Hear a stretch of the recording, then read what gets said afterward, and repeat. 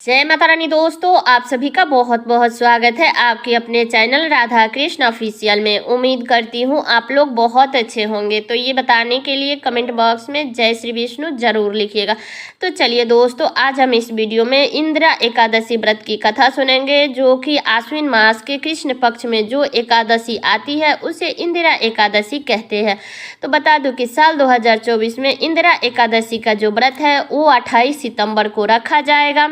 दिन है शनिवार और 29 सितंबर को व्रत का पारण किया जाएगा। तो पारण का भी शुभ मुहूर्त मैं आगे बताऊंगी। तो आप लोग चलिए कथा पूरा जरूर सुनिएगा, क्योंकि कोई भी हम व्रत त्यौहार करते हैं और उसका कथा नहीं सुनते हैं तो हमारा व्रत पूरा नहीं होता है। इसलिए आप लोग कथा पूरा जरूर सुनिएगा। तो चलिए कथा को शुरू करते हैं। एक बार धर्मराज युधिष्ठिर कहने लगे कि हे भगवान, मैंने भाद्रपद शुक्ल पक्ष की परिवर्तनी एकादशी के बारे में आपने मुझे बताया।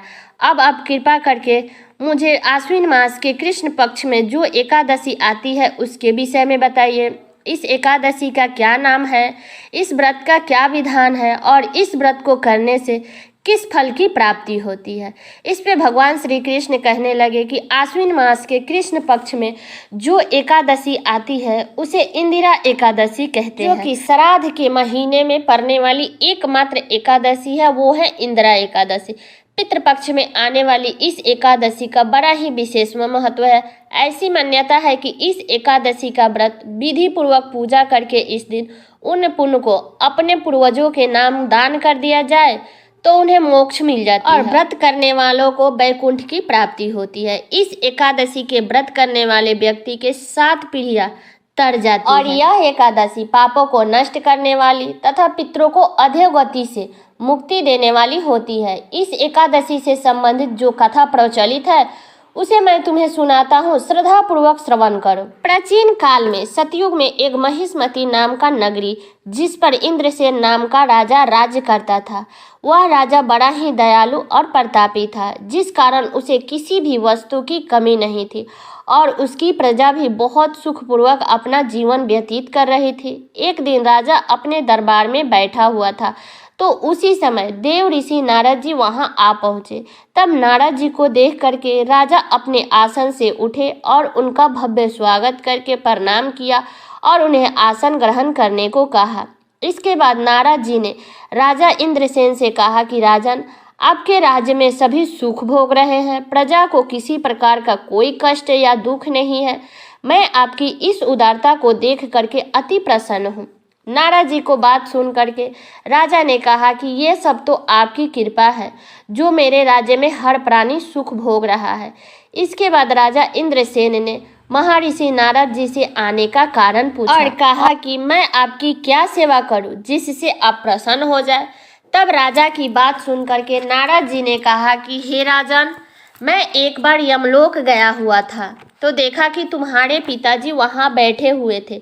हे राजा, तुम्हारे पिता भी तुम्हारे तरह ही बड़े ही ज्ञानी और धर्मात्मा थे, किंतु एकादशी का व्रत नहीं करने के कारण मरने के बाद वह यमलोक में गए हैं, जिस कारण वो बहुत दुखी है। उन्हें तुम्हारे लिए एक संदेश भेजा है। तब राजा ने पूछा कि वो क्या संदेश है। देव ऋषि नारद जी, आप कृपा करके मुझे बताइए। तब देव ऋषि नारद ने कहा कि आपके पिता ने कहा है कि हे देव ऋषि, आप मेरे पुत्र इंद्रसेन, जो इस समय पृथ्वी पर महिष्मती नामक नगरी का राजा है, उसके पास जाना और कहना कि मैंने पूर्व जन्म में कुछ बुरे कर्म किए हैं, जिसके कारण मुझे यह लोक मिला है।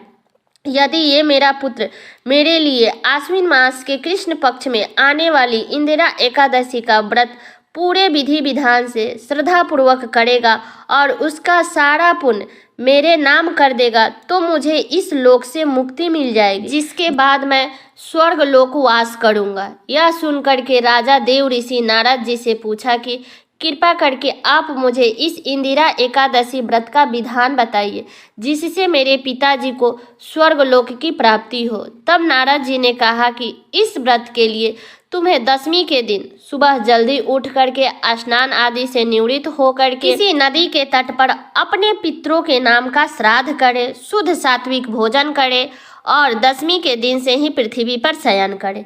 इसके बाद फिर से हमें एकादशी के दिन आप सुबह जल्दी उठो, स्नान कर लो। इसके बाद में सूर्य देव को जल दो, जल में अक्षत, पुष्प, मिठाई ये सब डाल करके सूर्य देव को जल दो।